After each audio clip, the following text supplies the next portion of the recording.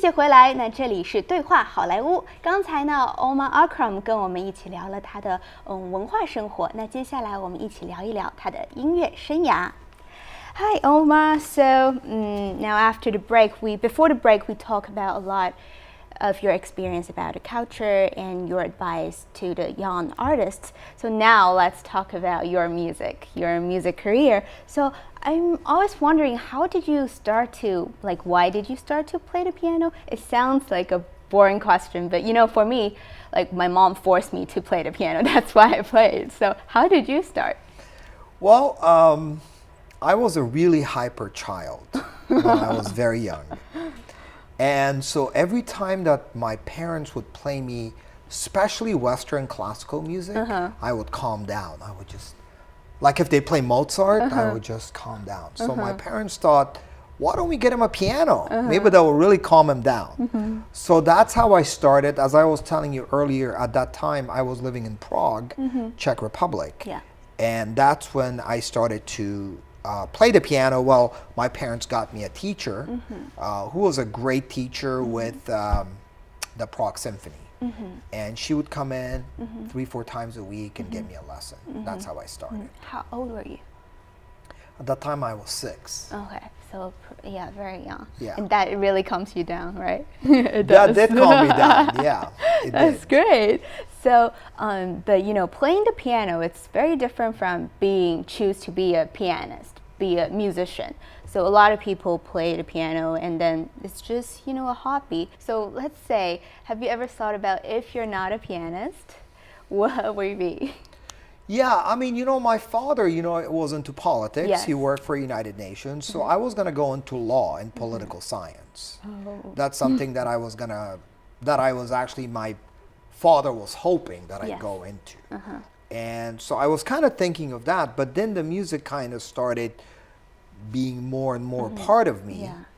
And I started school and college with that, and then I would go and just play the piano to relax. So it was always part of what I was doing. So it grew from there. It never stopped. And then maybe your actual major become the side, and the music become the most significant part for you. Yes, right? And it kind of grew where I sort of started doing more things. I was also involved in theater, so very art You're involved in related. theater? I was involved in theater. I was involved in writing a musical.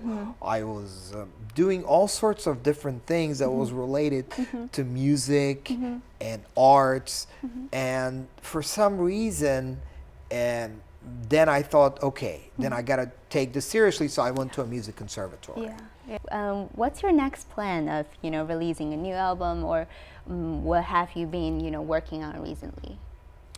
Well, I've been working on my new album. I haven't really released anything since I won a Grammy Award. Yeah. And so this new album I'm really excited about. I've been working on it for about a year now.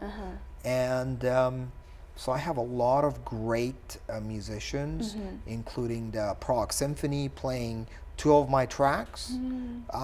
This will be the first time that I have an 80-piece orchestra performing one of my tracks. So 2 of them is performed by a full symphony, conducted by a conductor.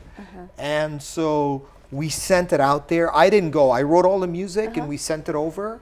And then the gentleman who conducted Live from the Acropolis for Yanni, he's a big conductor, he went over there and conducted 2 of the pieces. One of the pieces I'll have Kenny G to perform on. I have Josh Groban and Babyface singing on some of the tracks, and should be a really nice combination of different pieces that I've been working on for the last year. I'm really excited. We're hoping for a May release, and what I wanted to add. So 4 months? Yes. Wow, soon. Yes. Yeah. And one of my sponsors and collaborators is a great Chinese pharmaceutical company, actually, that they're sponsoring to help me put all of it together. So I'm grateful to them, so and looking forward to it. looking forward to to performing and doing it live. I will be performing some of those pieces with a full symphony. Yeah. So should be fun. Yeah, probably. So we can see you on stage in LA, probably. Yes, Yes. I'm Let me hoping. know. Yeah. Of course. It will happen. Looking forward to it. Yeah. Also, you mentioned about, like Chinese. There is a Chinese sponsor. And have you ever thought about bringing any like Chinese elements or any Chinese artists into your art? Yes, I actually this project that I'm doing with Keanu Reeves' company. It's called the Bruce Lee Project. It's a reality show that they're doing. So it's gonna be done in India, and they're also gonna do it in China. So when we do it in China, since I'm writing the music for it, I will be bringing the local Chinese instruments into it. And so the actual score's like Hollywood cinematic, but I will be having Chinese instrumentation as well. Yeah, and I think it's beautiful. I love it. Yeah. Yes, I'm a big fan. So. So also you mentioned about coming to our Chinese American Film Festival this last year, because it's 2018 right now. Yes. So 2017, but it's already your second time. Third time. Third time. Yes. Okay, but second time performing, right? Second time performing. And third time attending our festival. So can you share a little bit, your experience of attending our film festival with the audience? And obviously, you probably watch a lot of, Chinese performances too. Yes, of course. Music or dance or any opera. What do you like about it, and how did you feel? Well, I gotta tell you, 3 years ago, I was invited to the Chinese American Film Festival with Mr. James Su, which I was honored to meet. Yeah. And we connected. He's the kind of guy that you meet him, and then next thing you know, he's so down to earth and friendly. Yeah. You would never know so that he is who he is, Yeah. and just the way he treated me, it was just so warm. And when I came the first time and really saw what he's doing, I was really blown away. And by then he was doing it 8 years or 9 years by then. So it was just amazing, what he's doing and what he's able to accomplish. So it was just an honor for me to be a part of it. And when he says, "Hey, listen, do you want to perform?" I said, "Wow, that's incredible. That's even," and I said, "Of course." So my experience, third year this last time was amazing, and I'm just so grateful and honored to be a part of it. And it looks like every year it's growing, Yeah, it is. and it's adding more. It's you have a lot of Hollywood heavyweights are part of it now.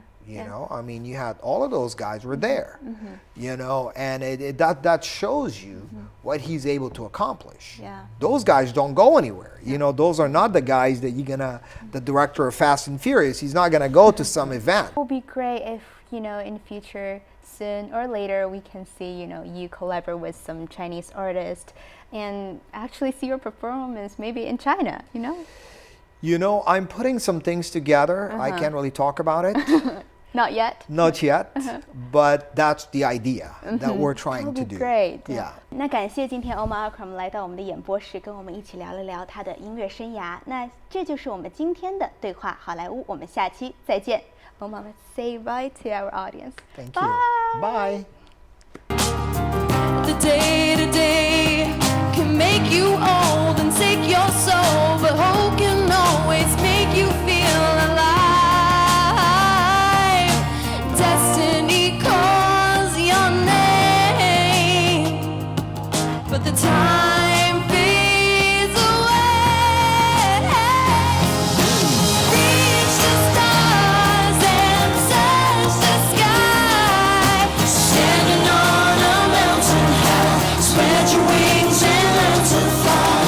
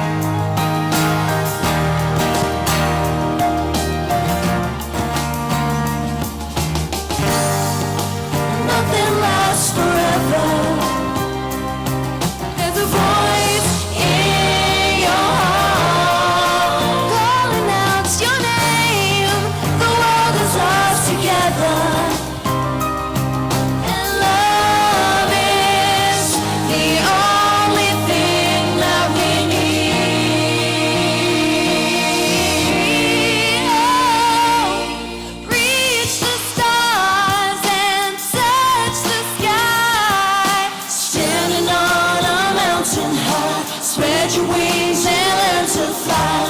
No one knows what tomorrow holds. Yesterday was just a dream. Today is all we have. Standing on a mountain high. Spread your wings and learn to fly. No one knows what tomorrow holds. Yesterday was just a dream. Today is all we have.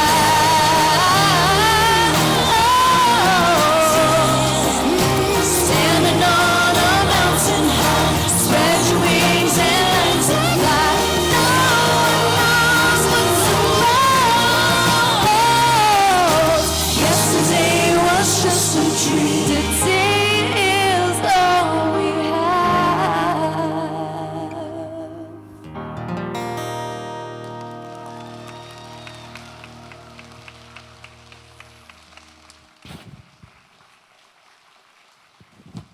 谢谢。